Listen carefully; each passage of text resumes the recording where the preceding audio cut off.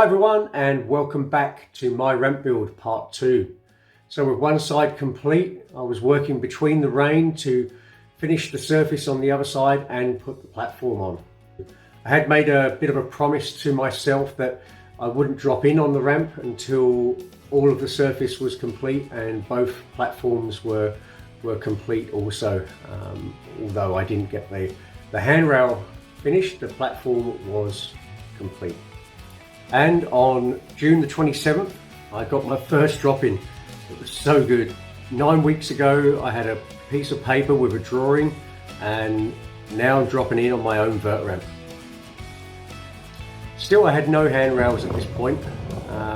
It did freak a couple of people out in between sort of COVID lockdowns, coming over and having a bit of a roll, and it was a good month before they went on the right hand side.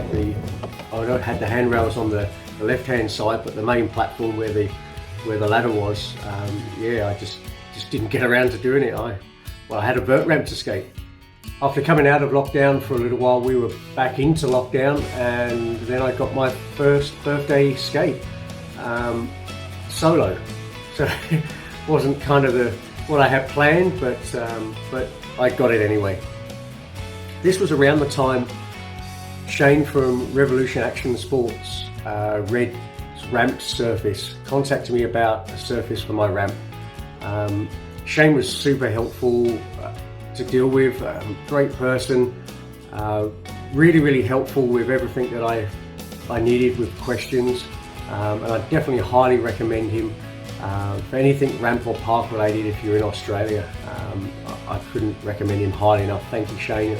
I really appreciate it.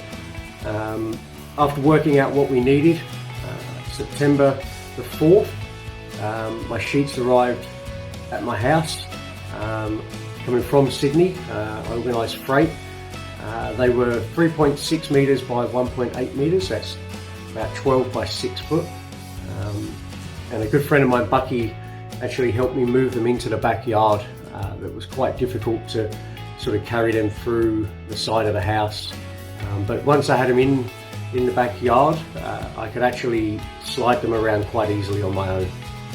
Again, I managed to put the sheets down on my own. It's not that I couldn't get the help. I just wanted to do it. I liked the challenge. So once I knew I could move the sheets around fairly easily on my own, I just thought to myself, let's just do it. The surface actually went on so well. I couldn't have asked for it to go down any better, really. I sealed all the edges of the lower sheets to stop any sort of moisture underneath running down onto the flat bottom, but not the top ones. And on September the 20th, job done. Sheets on, coping adjusted.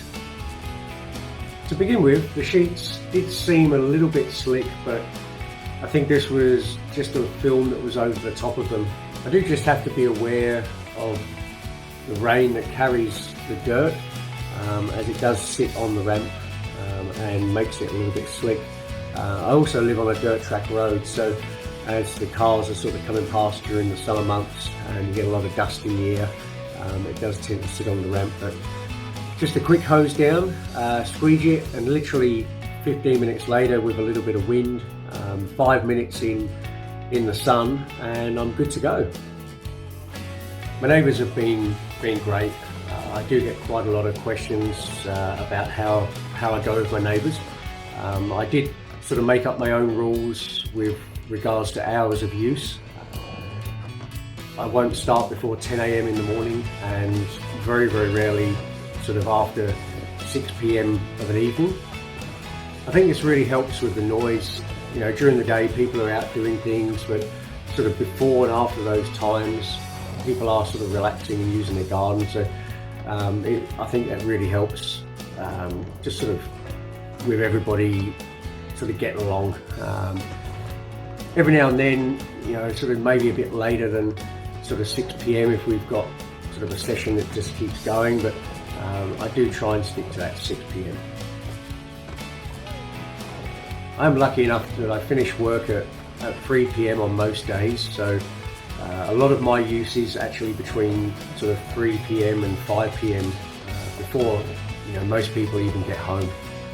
I also, sort of went around beforehand and spoke to everybody and just told them what I was going to be doing and sort of explained a little bit about it, and just said to them, look, if someone's sick or they're sleeping, and you'd just like us to stop for the day, just let me know. We'll shut it down. It really isn't that big of a deal. I think the communication just really helps. So I really hope you enjoyed that video. If you did, hit the thumbs up button. Don't forget to subscribe for future videos, and please, if you've got any questions about the ramp, you just want to leave some comments, please do so below. My name is John Pearson, and thanks for watching.